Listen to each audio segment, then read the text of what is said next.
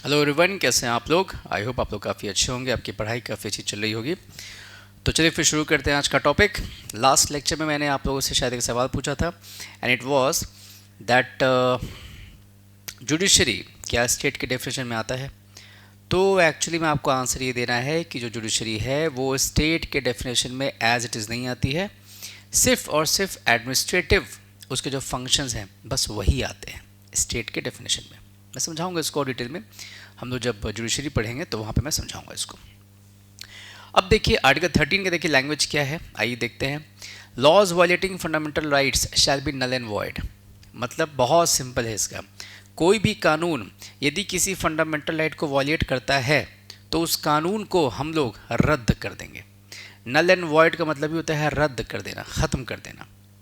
ठीक है, लेकिन हम लोग ख़त्म करेंगे क्या? अगर कोई कानून है जो कि किसी फंडामेंटल राइट को वॉयलेट करता है तो क्या हम लोग ख़त्म करेंगे? नहीं। तो कौन करेगा? वो करेगा जुडिशरी।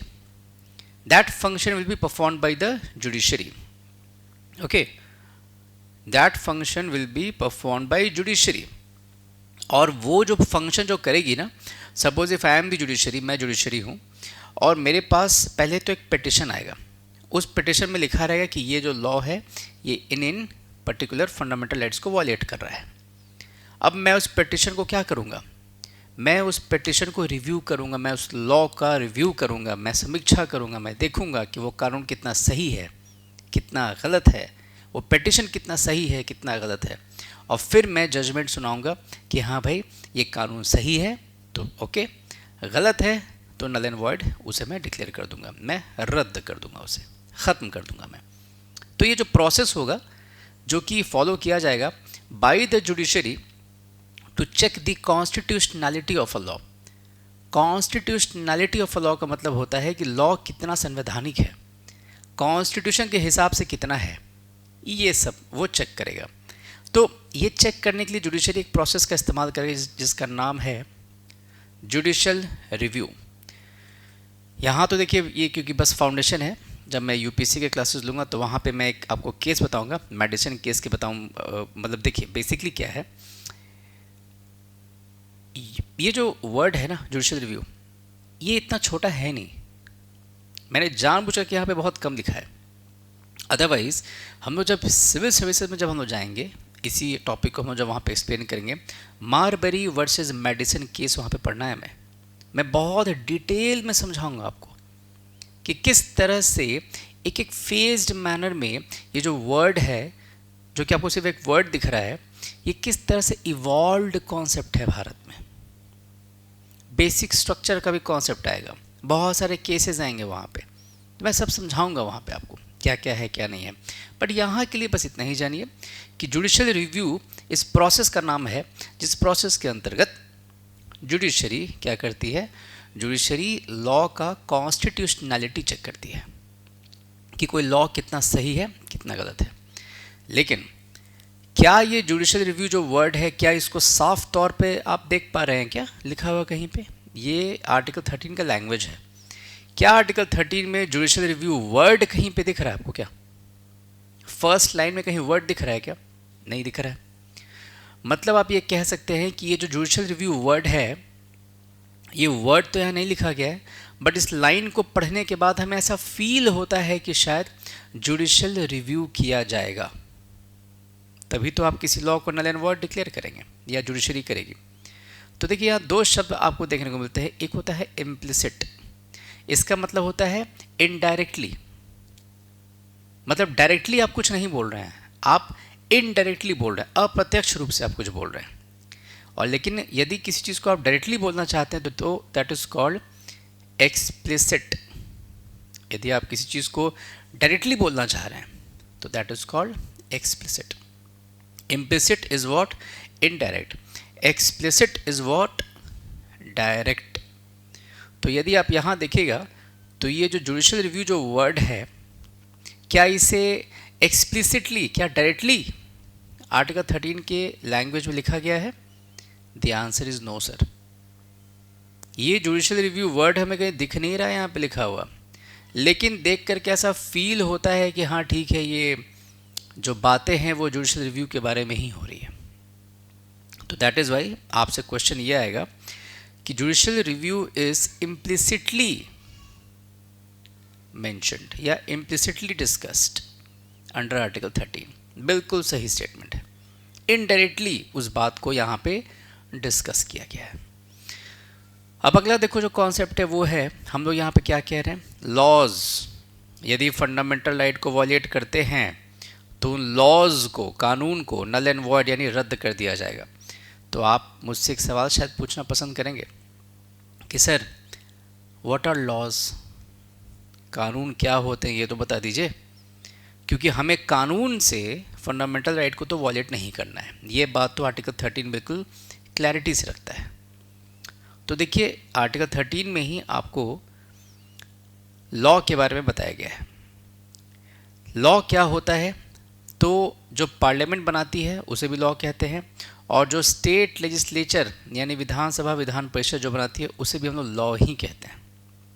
ठीक है, मतलब लॉ ये दोनों बना सकते हैं। ठीक है, ऑर्डिनेंसेस क्या होता है, देखिए article 123 of the Indian constitution says that कि पार्लियामेंट सपोज कानून बनाती है तो पार्लियामेंट में कितने हाउसेज, लोकसभा राज्यसभा, 2 हाउसेज हैं। दोनों हाउसेज से बिल पास होगा, उसके बाद फिर ये बिल कहाँ पहुँचेगा, राष्ट्रपति जी के पास पहुँचेगा। राष्ट्रपति साहब अब इस पर साइन करेंगे या करेंगी, और उसके बाद ये जो बिल है वो बन जाता है आपका एक्ट या लॉ कह सकते हैं आप, कानून। तो ये पूरा एंटायर प्रोसेस है कि लोकसभा राज्यसभा दोनों हाउस से पहले पास करेंगे किसी बिल को, अब वो बिल जो है वो जाता है राष्ट्रपति के पास। अब वो बिल पे राष्ट्रपति जी ने यदि साइन कर दिया तो वो बिल जो है वो बन जाता है एक्ट या कानून या लॉ। यानी लोकसभा, राज्यसभा और राष्ट्रपति तीनों की ज़रूरत है एक कानून बनाने के लिए। लेकिन मान लीजिए अगर राज्यसभा छुट्टी पे है या सेशन में नहीं है, छुट्टी पे है, it is not in session, members अभी हैं ही नहीं अवेलेबल, और कानून आज का आज बनाना है, तो क्या हम लोग वेट करेंगे क्या राज्यसभा के मेंबर्स के आने का? नहीं। इन दैट केस राष्ट्रपति एक ऑर्डिनेंस इशू करते हैं, ऑर्डिनेंस जिसे हम हिंदी में कहते हैं अध्यादेश। ऑर्डिनेंस इशू करेंगे and that will be termed as an kind of law, वो उसे हम लॉ ही मानेंगे। क्यों इन्होंने पास किया, क्यों इन्होंने ऑर्डिनेंस इशू किया? बिकॉज लॉ बनाने का तो समय था नहीं, या लॉ बनाने के लिए हमारे पास दोनों हाउसेस जो प्रेजेंट होने चाहिए थे वो थे नहीं। तो जब लॉज बनाने के लिए दोनों हाउसेस नहीं रहेंगे तो लॉज बनेगा कैसे? दैट इज़ वाई राष्ट्रपति एक टेम्परेरी प्रोविज़न करते हैं और वो कहते हैं ठीक है फिलहाल के लिए कानून जो बनाना था उसकी जगह मैं ऑर्डिनेंस इशू करता हूँ, ये लॉ ही होता है। और उसके बाद फिर मैं आपको समझाऊंगा सब, ordinance power article 123 of the president, मैं सब समझाऊंगा आपको कि 6 महीना 6 हफ्ता मैक्सिमम टाइम होता है, मैं सब समझाऊंगा अभी आप इतना कंफ्यूज ना करें, क्योंकि ये ऑर्डिनेंस एक टेम्परेरी लॉ है। इसको परमानेंट बनाने का काम किया जाएगा by the parliament itself. Parliament जब फिर से जब सेशन में आएगी तब जा कर के इस पर्टिकुलर ऑर्डिनेंस को पास किया जाएगा, और फिर ये ऑर्डिनेंस यानी टेम्परेरी लॉ परमानेंट लॉ के रूप में देखा जाएगा। बहुत सिंपल सी बात है। ठीक है, तो आपको इतना यहाँ पे जानना था कि ordinance under article 123 is also under the ambit या definition of law. Notification by the government ये भी एक लॉ ही होता है। ठीक है, तो आई थिंक अब आप लोग को इसमें कोई डाउट नहीं होगा, फाउंडेशन मैंने बिल्कुल सब कुछ क्लियर कर दिया है आपका। अब अगले टॉपिक पे आइए, ये है can we amend fundamental rights? क्या आप फंडामेंटल राइट्स को अमेंड किया जा सकता है? मैंने इसका आंसर आपको इंट्रोडक्शन वाले क्लास में दे दिया था, बट स्टिल चलिए एक बार क्विक रिविजन। देखो, फंडामेंटल राइट्स को आप चेंज नहीं कर सकते हो बाय लॉज। कानून का इस्तेमाल करके आप फंडामेंटल राइट्स में चेंजेस नहीं ला सकते हो। Okay sir, agreed. अमेंडमेंट तो अलग चीज़ है, मैंने बता रखा है प्रीएम्बल वाले चैप्टर्स में। लॉज जो हैं, लॉज मतलब हो गया सिंपल मेजॉरिटी से कोई चीज़ पास हुआ, मतलब 50% लोगों ने यदि हाँ कह दिया तो लॉज जो है वो पास हो गए। लेकिन amendment is something different. Amendment को पास करने के लिए आपको 66% लोगों से यस चाहिए, तब फिर वो प्रपोजल पास होता है। तो amendment is a different thing. और आपने तो बस यहाँ पे लॉ कहा है कि लॉ जो है वो वॉलेट नहीं करेगा, यानी वो चेंज नहीं करेगा फंडामेंटल राइट्स को, अमेंडमेंट तो कर ही सकता है।